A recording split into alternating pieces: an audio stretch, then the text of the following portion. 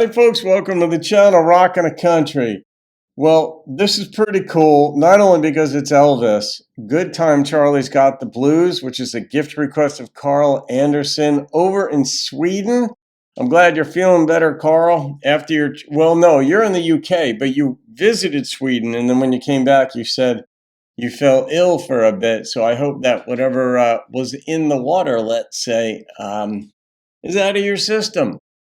But the cool part is you made a request for Elvis's rendition of this song, and about 2 hours later, I got a gift request from Renee Muberry to do Dwight Yoakam's rendition of this song. So this is going to be a 1-2 punch of the same song by different artists. And we're leading off with Elvis because that's the order in which I received the gift request. So thank you for this gift, Carl. And let's see what Elvis has for Good Time Charlie's Got the Blues.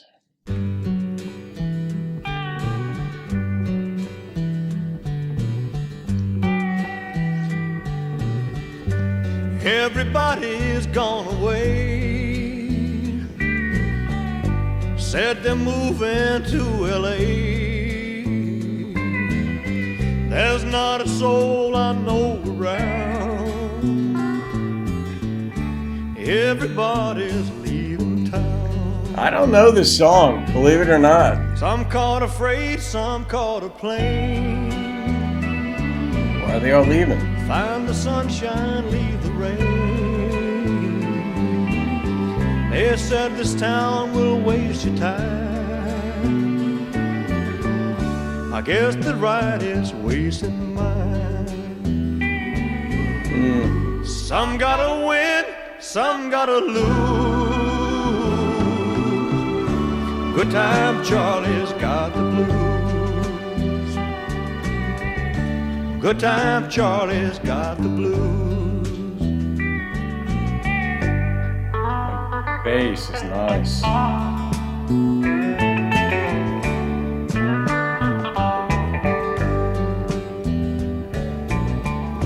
You know my heart keeps telling me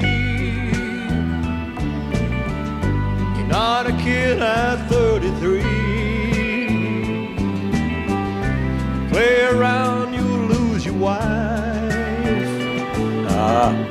You play too long, you'll lose your life. Some gotta win, some gotta lose. Well, that's softened. Good Time Charlie's got the blues. Good Time Charlie's got the blues. Good Time Charlie's got the blues.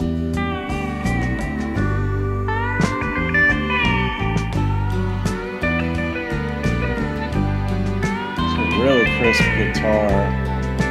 Delicate, too.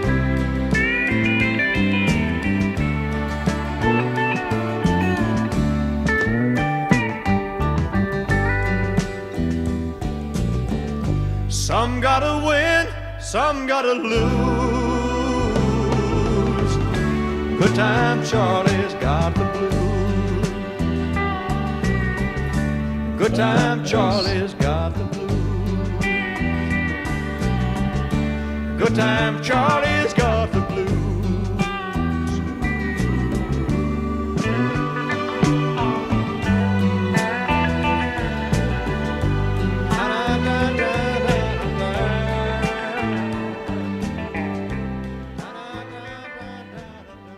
Interesting song. I don't think I've heard anybody's rendition of that song. Everybody's leaving town. They're going to LA. Some got to win, some got to lose. Charlie's sticking around. He was giving advice. I mean, he's got a kid at 33 or something like that. And, like, you fool around on your wife. Like, you lose her. You fool around long enough, you'll lose your life. But there wasn't any more context that I picked up on.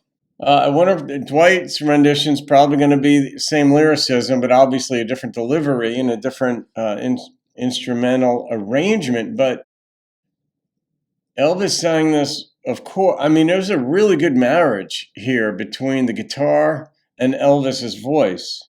Both soothing, both delicate, both crisp, both on point.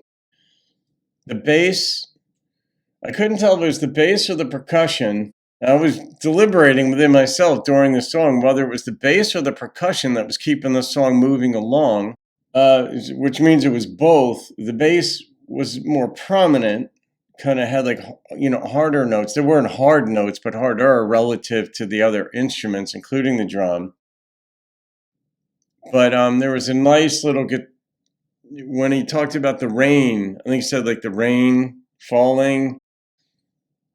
There was a quick, I don't know if you call it progression on the chords or something, or where it was like dee, dee, dee, dee, like that. And that sort of, to me, represented instrumentally and sonically rain falling. Just a little subtext within the song that was consistent with the song itself, that gives you an additional feeling about what's going on in the song without you even being aware of it. But whether I'm reading into it or not is, I'd rather read into something too much than too little. That's just the way my brain is wired. But I think that was there, of course. But Carl, that was a really, really nice choice. I didn't grow up on Elvis. I, of course, knew Hound Dog and his popular hits, because I listened to rock right on up into my 50s. Certainly late 40s and early 50s. And I still like rock, but I'm way more partial to country, traditional country. Some of the stuff coming out of Nashville just absolutely scrapes my eardrums. And it's because of the lyrics mostly. I mean, the instrumentation's okay. It's countrified rock, and me being a rock dude, I'm amenable to that. I like it. The lyrics are just painful, and I try to like them. My orientation is to validate versus invalidate things, but good God. So I like my traditional. And Elvis, just anything he did, everybody seemed to claim him for theirs. R&B would have claimed him, rock would have claimed him, rockabilly claimed him, country claimed him. Bluegrass probably claimed him.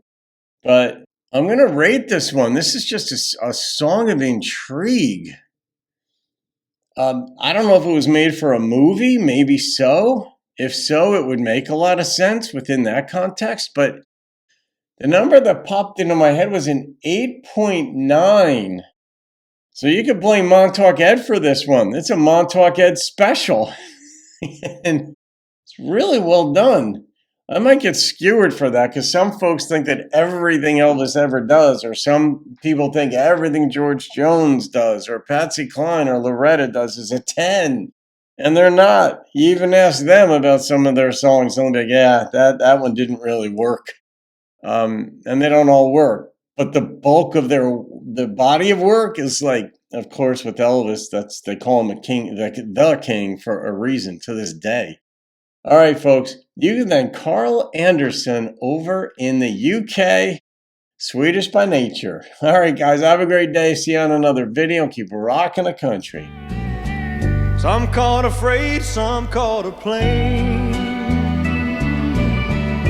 Find the sunshine, leave the rain.